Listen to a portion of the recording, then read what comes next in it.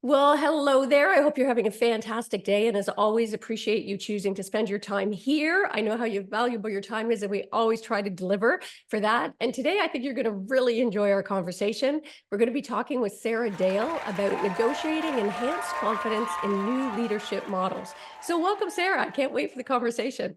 Oh, thanks. Thanks for having me. Yeah. And for those of you who may not know her, after a 30-year career in advertising, Sarah Dale created Project 1490, which we're definitely going to talk about. Very interesting project. And she combined her years in leadership with her experiences living in Montana, a place I have yet to be, but it is on my bucket list. And she worked at iconic brands like the Wall Street Journal, Fortune, Nativo, led big teams, drove hundreds of millions of dollars in revenue. And she has been given many accolades and awards, including a Cannes Lions, 2 D&AD pencils, Folio's Top Women in Media, the Stevie's Golden Maverick Award. So she's really got a lot of chops behind her. Get a pen and paper and be ready to take some notes that might just change your life. So why Oh, don't we jump into the 1490, Sarah? Because I love the rationale behind, like at first I was like, 1490, I wonder what that's about. And I Googled. And I'm like, oh, I just love the rationale for this new women's leadership community. So, can you share the reason for the name with our listeners?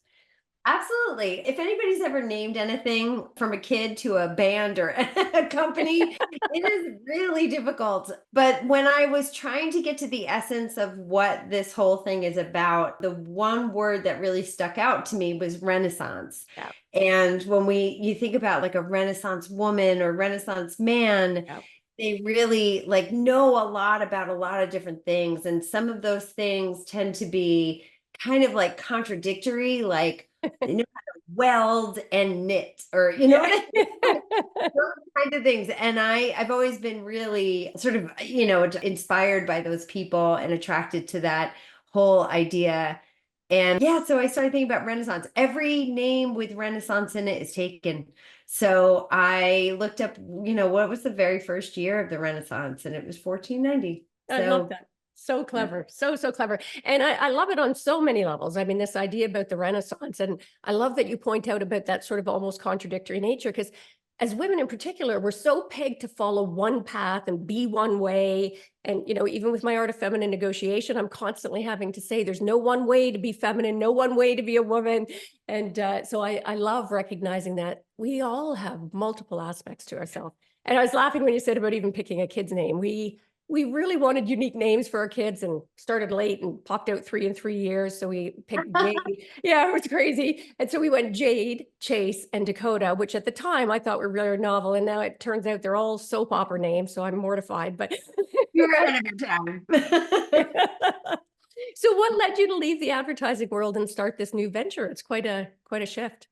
I have had the seed of this idea for a very, very long time. When I lived in Montana, which was really a long, long time ago, I moved back to New York City in 2002. So to give you, and I lived in Big Sky, Montana for about 7 years.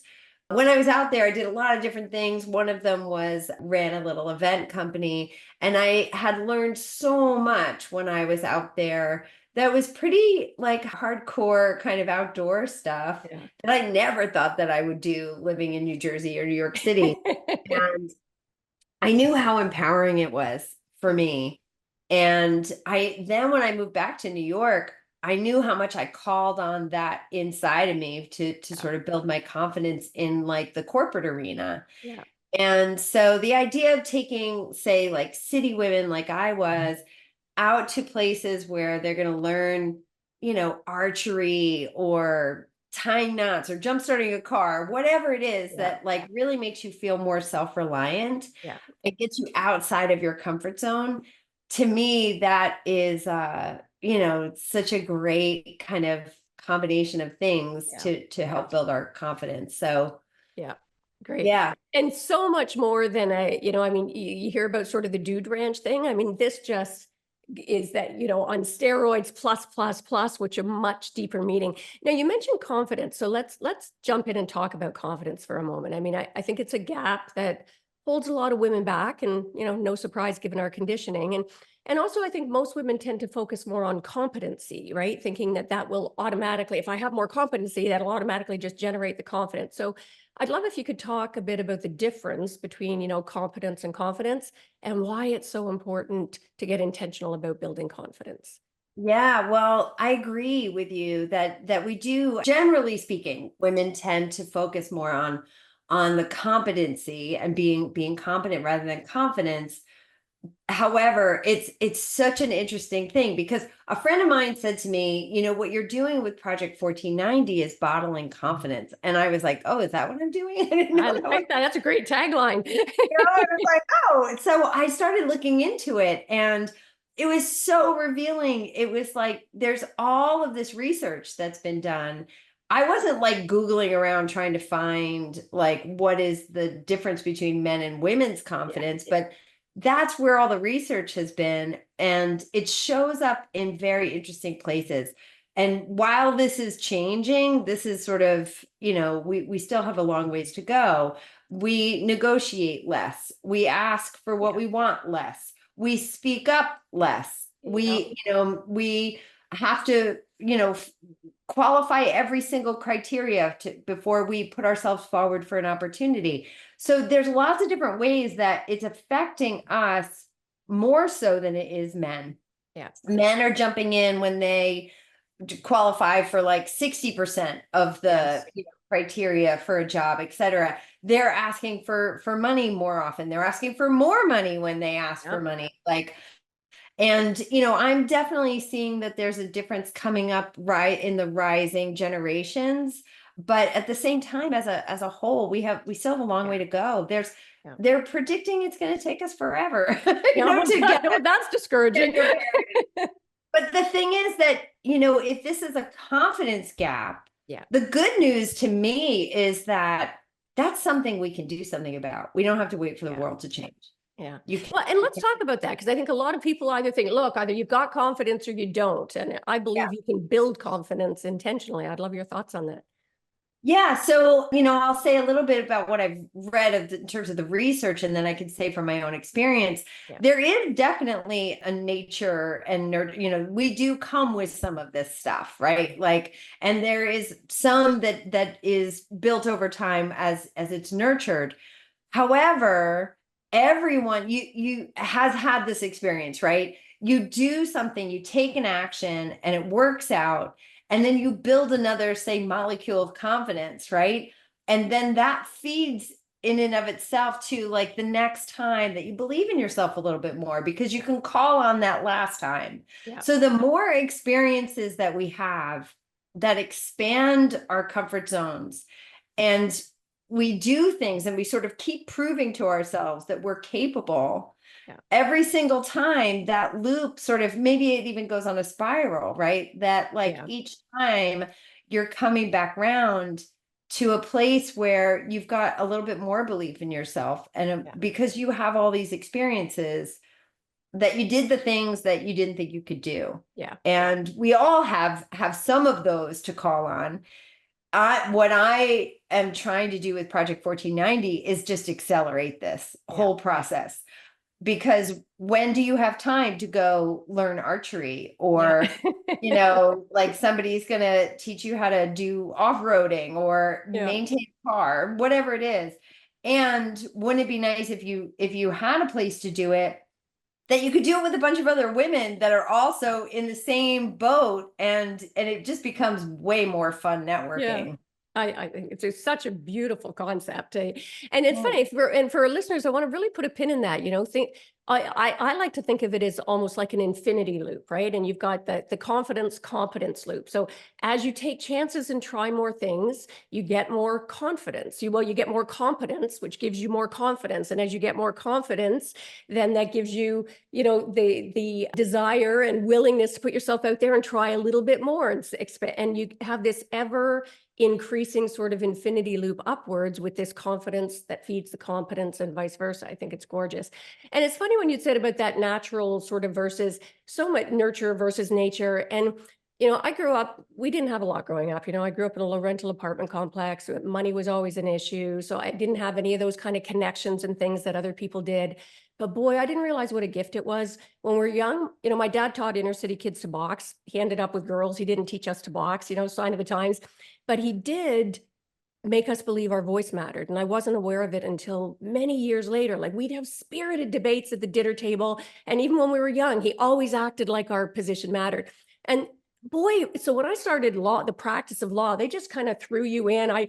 Sent me my first hearing. I'd never even been to one, didn't know what side of the room to sit on, but I just showed up intuitively with absolute confidence. I was panicking inside. I'm like, oh my God, I don't even know what they're talking about. I don't know what to do. They asked for an appearance sheet. I don't even know what that is. But just showing up with that confidence, I was received so differently. So I'd love it when you're talking. I mean, obviously your work focuses on this confidence building in such a beautiful way. What do you think would happen if women were as confident as men? Again, this is a sort of a gross generalization, but for all the reasons that you articulated about women not negotiating, not believing they can negotiate well, not asking for what they want, asking for less when they do ask.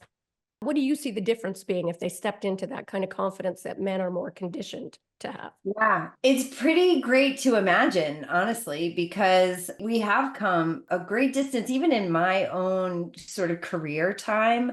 When I started out, every CEO just about was white, old men, gray haired, and that's what a CEO looked Yeah. like. And now, there's plenty of research out there that shows not just diversity in gender, but of overall diversity and diversity of thought and diversity of background and race and, sexual orientation, everything contributes so much to, a company's bottom line, right? Like Yeah. all of the things that we all see slightly differently. I mean, if we started to value those differences in a real way, and I think we've come very far in that there, but we've got ages to go as well. And who knows what's possible. But to me, I'm not sure exactly what we're up to now, like 80 cents on the dollar or something like that we earn versus men. I mean, the way women spend money is different. The way women save money, what we contribute to in terms of community and family and all, there's so many things, there's so many ripples that it would expand into. So, it's so hard to answer that question in terms of what does it look like, but it's like, I don't see any downside to it. That's for sure. Right. Yeah, no, great answer. And it's funny when you speak to diversity as well, because we are, when you look at that gap between the wages typically of women versus men, and that gap's even wider certainly for women of color. And even within that, for persons of color, there's this sort of hierarchy of, treatment as well. And women with disabilities even lower. I mean, it's just stunning to see. And you're right, we do have a long way to go, but it's great to remember. Like a friend of mine had lent me, she had old DVD set of kid shows that we had watched when we were young growing up. And I'm not even going to date myself by telling you what they were, but it was amazing. And I thought, oh, this will be fun to watch with the kids. And oh my gosh, Sarah, I was mortified. It was so sexist, like so patently sexist. And I'm like, oh my, even the role models that were supposedly empowering role models at the time. And I was just cringing. And my kids kept looking back at me, and be going, what the heck? So, but let's take a minute to talk about imposter syndrome. I think kind of tied to lack of confidence, we often have it wrapped around imposter syndrome. I'd love if you could sort of share your views on imposter syndrome versus, the badassery that you promote in your program. Yeah, it's a really funny thing. When I started thinking about, imposter syndrome, because that's what we call it, right? And everybody's sort of familiar with their own feeling like, you might be a fraud. Yeah. And I actually heard Meryl Streep talking about this for herself, right? And I think Meryl Streep has imposter syndrome. What hope do I have?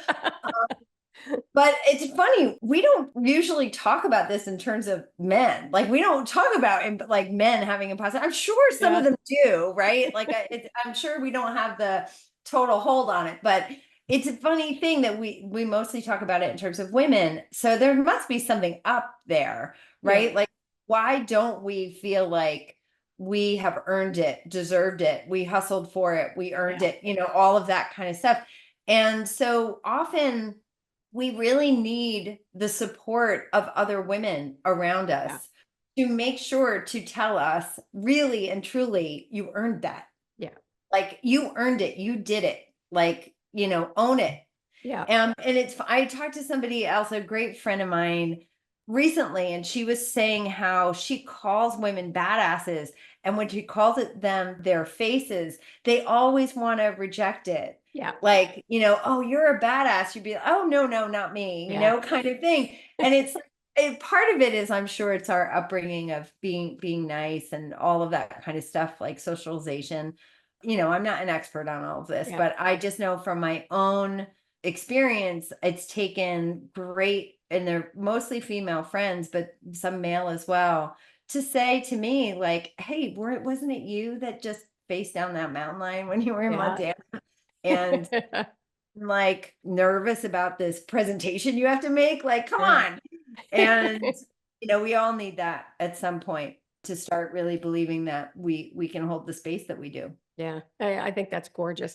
And the thing for me, I mean, one of the things about, why I push for what, I call the art of feminine negotiation is it's a bit for so long we can do all those things and be badasses and face the mountain lions. I love that, by the way. But we don't have to do it in the traditional sort of competitive, beat your chest, Right. ego-driven model. We can actually do all of those badass things by leaning into, well, or not by, but while still leaning into so-called feminine traits. Like we can still be 100%. compassionate and empathetic, right? Yeah. 100%. And that's the part of, I think what's frustrating is, you know, I would love to see the world where the executive boards and venture capitalists and all those, sections, right, that are very male dominated, Yeah. start to really value what women can bring to the Yeah. table, instead of us trying to lean into being more masculine. Like Exactly. that's what, it's really about, like, what about the things that I bring to the table, and how is that valued? Yes. And that is, to some degree, in part up to others as well. But I think it starts with us, Yeah. and it starts by us valuing it, which is why I talk about the grace and the grit, Yeah. right? Of in this Project 1490 stuff, Yeah. because I really want to celebrate what is feminine. Yeah. And let's do all these things that maybe you never thought Yeah. of doing. Maybe just do Absolutely. some woodworking, or whatever it is that you think, oh, I can't do that. It's like, no, yeah, yeah, Yeah. you can. Yeah, it's such a great concept. I mean, so simple, and yet we don't see enough of that. I think it's just so kudos to you for that. I think it's great. And I can't help, I keep imagining a world. I mean, women, my first book I targeted, I really agonized, should I do it for men and women? Because the concept is not really gender based. But I thought, no, women have been so prejudiced for so long. We need to sort of bring them up to speed. But ultimately, I'd love imagining a world where both men and women show up in the corporate world and beyond, frankly, our political systems, our legal systems, where everyone's not afraid to lean into those so-called feminine traits. And maybe we even stop calling them feminine, and they're just, they're important leadership traits, period. Now, everything we're talking about, it obvious, I think, to most of our listeners, that it can help in our business relationships, right? Showing up with that confidence, getting over that imposter syndrome, showing up as your badass self, and being able to do it in a way that still has compassion and sort of a new paradigm. But also, I'd love if you could speak to what impact it can also have on our personal negotiations, if you will, or relationship, whether with our intimate partner, with our kids, and sort of once we're out of the boardroom corporate world. Yeah. Well, I mean, it's all personal, right? Like it depends on your sort of personal situation, but certainly I have two girls, and what I am doing and how I show up affects the modeling for them. So that for me is very Yeah. important to, to pass down and to be a model for them. And it's true in the teams that I've run, in my career as well. It's like I realized that I was standing on the shoulders of people who came before me. And then I realized, oh, I'm actually of the age now where I gotta get some people on my own shoulders. Yeah. So I That's better nice. sit up straight, and I think that if that can be any which way in terms of all the different facets of our lives that we touch. So important. I love that idea, that role, that modeling for other people. But also, I would absolutely bet that people who the women who come back from your retreats show up in their personal lives with that confidence more to be able to have conversations with their kids that get better outcomes, that have conversations with their intimate partners that get better outcomes, because that confidence has a ripple effect just across everything we do and how we show up and who we are. So I think it's beautiful. And I think you've already spoke to it, Sarah, but just to put a pin for our listeners as well and give, because I think it is such a novel concept what you're doing. What's the rationale for the 50% of your retreats being doing those new outdoor activities? And again, you've certainly spoken to it, but I want you to really put a pin in it for our listeners because I think it's such an interesting twist on the typical leadership training initiatives. Yeah, I think, it's very interesting because, as I'm doing more and more of these events, whether they're the days of badassery, which are sort of one day events, or the longer retreats, I'm learning that, where all of these things sort of fit in, it's sort of like okay, we're going to do some archery. We're going to, herd chickens. We're going to chop wood with an axe, like we're going to put up a tent, like all kinds of different things that like, sort of have come to me of like, let's try this thing. And Yeah. now we're going to do all this wilderness survival stuff. And what I thought people would talk about at the end of the day when we have this beautiful dinner, we have a personal chef that comes and Nice. delivers this beautiful dinner. I always thought like, oh, they're going to be talking about the bullseye they did and this or that thing that they learned or whatever. But what happens really is that these activities push us out of our comfort zones. And so we're not showing up like with the feeling, the need to impress everybody. Yeah. If you take out those layers of pretense that we typically do all show up with like typical networking events, I've done it myself. And then you'll see like somebody becomes vulnerable in those situations and says like, oh gosh, I don't have all my shit together. It's like, that's when, those layers kind of drop. Yeah. And that's what I have found that the activities and getting ourselves in outside of our comfort zones really can do for each other. So then you're really making connections without all that crap on top of us. Like I hope I'm explaining it well, but Yes. just people now are leaving the dinners and saying, I can't believe I just met these women this morning, kind of Yeah. thing. Yeah. And so, Oh, gorgeous. I think that's yeah. so gorgeous. And I've got to ask, and actually just before I do, I've got to say from what you just said, I think my hope is that that's the new leadership paradigm we see, where we drop the pretext, as you say, and drop the ego and allow some vulnerability to come in. Because I think that's when we get better outcomes. And then you layer on that with the diversity and being open to new perspectives. Like, what a beautiful leadership paradigm that is, and that you're out there modeling and encouraging. But I got to ask, what is herding chickens? I read about that archery. I get that. I can make the easy connections, but I'm like, okay, herding chickens, enlighten me. It's funny because there's actually more leadership lessons in chickens than people would think. But I have 15 chickens currently. And we, at some point during these days of badassery, I'll just let them out. Yeah. And they go far afield. And then I'll just say to the group, all right, you got to work as a group and get them back into the coop. Yeah. And it's amazing to watch the different methods and strategies that people come up with, and a lot of people, some people are very comfortable grabbing a chicken and some people are not, so it's sort of like a lot of people like have that sort of butterfly feeling of like, I don't really want to do this. And then all of a sudden they're sort of having fun. And I've had two groups that have actually gotten all the chickens back and some that don't. And I have a call for the chickens and that I have trained them. It's like Pavlov's dogs, right? You train them when they're little. So I just call them back into the thing and everybody's like, oh, but I didn't know.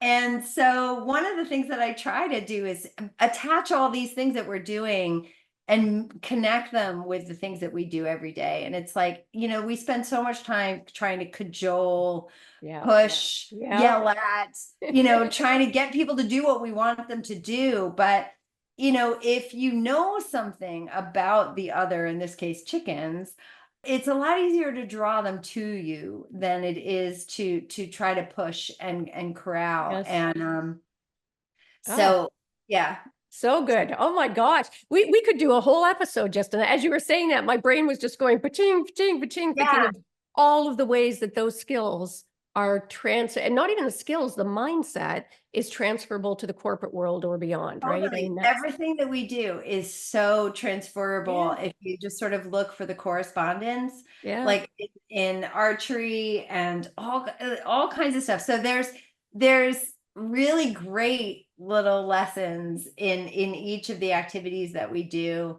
And depending on what people's experiences are, they get a lot of learnings from it as yeah. well, So good. besides the sort of hey, I didn't know I could chop wood. Yeah. And Yeah. now you can. But it goes so far beyond the confidence, right? I mean, it's confidence, it's communications, it's thinking outside the box, it's working as a team, it's not making assumptions about, right? Just so many levels. Now, you mentioned earlier, Sarah, about networking. I'd love to touch on that for a bit because I know you have a different perspective on networking for women in particular, and I'd love your thoughts on what's wrong with the current way we network.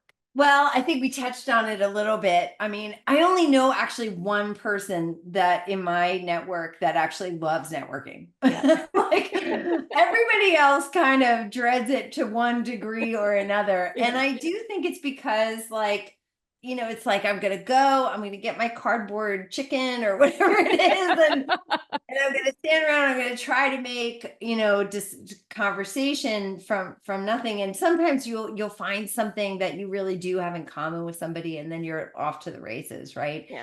But it is a lot about that. It's just you and another person, and you don't really know, how to start, where to go, all of that kind of stuff. And that we show up with like, we are trying to be impressive. Yeah. And I think it's just a false start Yeah. then. It's not what I'm interested in. And I don't think a lot of other people are Yeah. interested in. I think that we have a real craving. And yes, maybe it's from phones or 2020 or, the Yeah. conglomeration of all the things that what we're living in right now. But we Yeah. are human beings that really need connection. Yeah. We need connections with nature. We need connections with each other. And, showing Yeah. up at another cardboard cracker thing doesn't Yeah. really for me. That's so great. And it's funny, I had never really thought of it that way, but as you were saying that, Sarah, it strikes me, it's more of the same theme that we've been talking about in part, and certainly in my mission, that the way we network is based on that traditional sort of more ego-driven, almost competitive model, right? Like we got to get as many people as we can and impress about what we do so that, they'll think about me when they've got their next, instead of just showing up to build relationship, to build trust, to build community, see how we can help others and be of service, right? All of those things that pay off. But I think that's a beautiful, beautiful perspective. Now, I often think like, I talk about negotiation, but really I think, the skills and the thought process that make for great. And if I think all of life is a negotiation, as you can probably gather, whether it's with your kids, your partner, service providers, it's all negotiating our mindset. But a lot Right. of those skills are the same as leadership skills. So I'd love your thoughts on what are the key sort of skills or hallmark, if you will, that make a great negotiator or a great leader. Oh gosh, what a great question. The first is listening. Yeah. I think that receptive, because if you're going in with just what you want or what you're trying to get out of it, you are not, I mean, to me, I just think Yeah. that you're never going to win. It's the same way I rose up the thanks through sales, and it's very much in the whole like I don't feel like I was any better at convincing anybody to do anything that they didn't want to do. I just really tried to listen to what it was that they wanted, and I just tried to give it to them. It's like, to me that it all starts with really trying to listen and then find where's that Venn diagram, where's the Yeah. the common ground that you can get to, so that what it's a benefit to you and it's a benefit to me, and we're both sort of getting something, and we're both probably leaving a little on the table as well. Yeah. Like, to me, that's the right kind of Yeah. negotiation. Yeah. And it really is at the core. And sadly, we do not listen well in North America. We're not trained. We're not taught to listen well. We're waiting for our turn to speak. We're talking over much more than other cultures, talking over other people. And women in particular get talked over at significantly higher numbers than their male counterparts. Well, this has been lovely, and I can't believe how quickly our time has flown by here. And I'm cognizant that you've got a sort of tail end of a storm brewing at your end as well. So I normally like to end by asking, what's one of the greatest mindset shifts that you've ever had in your life? Doesn't have to be what we're talking about at all, Sarah. Just one of those moments that is an aha for you and makes you show up differently or think differently. I know exactly what it was. I in my very early 30s, I was in a conference room and I realized that nobody in the room knew what they were talking about. They were all making it up. And they were all guessing, not in a bad way. It wasn't like we were Yeah, incompetent or anything. I had had such reverence for the corporate world yeah. for a long time. My dad was in the corporate world and et cetera, et cetera. So I finally realized that everybody was kind of full of shit. And it was so freeing because then it was like, oh, wait a second, then my opinion is just as good as anybody else's, as long as it's educated, as long as I have gotten myself Yeah, informed, then, I don't have to defer yeah. to everybody else. And that was a huge learning for me at that time. Oh my gosh, that is so, so good. And that resonated with me so much. So I'm laughing because as you were sharing that, I remember that exact moment sitting in a room with some high profile lawyers on a case, when I was young and they were quite senior. And I'm sitting exactly what you just said. I hadn't thought of that in years, Sarah. And all of a sudden I'm like, the hell, my insights are easily more creative than this and more helpful. And it Right. was a game shifter. So I want to really put a pin in that point for our listeners as well. I think Sarah has just given you such a golden gem that Mhm. changes everything and affects increases your confidence, gets over imposter syndrome, just to recognize everybody else is probably just making it up as they go, and a lot of it is full of shit. So so give it your best. So Yeah. where can people learn more about you, Sarah, and if they're interested in checking out your project? Yeah, so it's project1490.com and we're on Instagram. We just got on Instagram with project_1490. And then on LinkedIn, yeah, Project 1490. Beautiful. And we'll make sure to put all of that information in the show notes. I encourage you to go check it out. And thanks so much, Sarah. This has been a great conversation, really refreshing for me, and some really great perspective shifts as well. So thanks for joining Thank us you and sharing. so much for having me. It was such a pleasure. And for our listeners out there, I have absolutely no doubt you got a lot of value from this episode. Make sure to subscribe if you haven't done that yet. And, I always say, give the gift of sharing. Like, you've got to know a lot of people in your life who could benefit from the perspectives we've had shared here in this episode. Make sure to share the episode with people.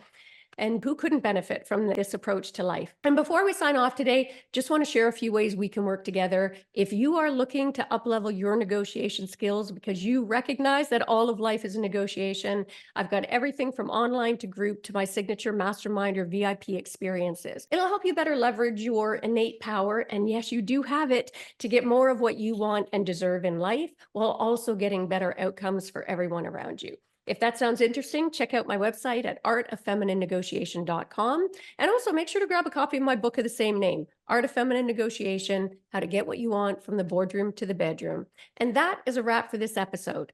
Until next time, go forth and negotiate your best life on your terms so you can stop missing out and you can start getting more of what you want and deserve from the boardroom to the bedroom. Until next time, take care.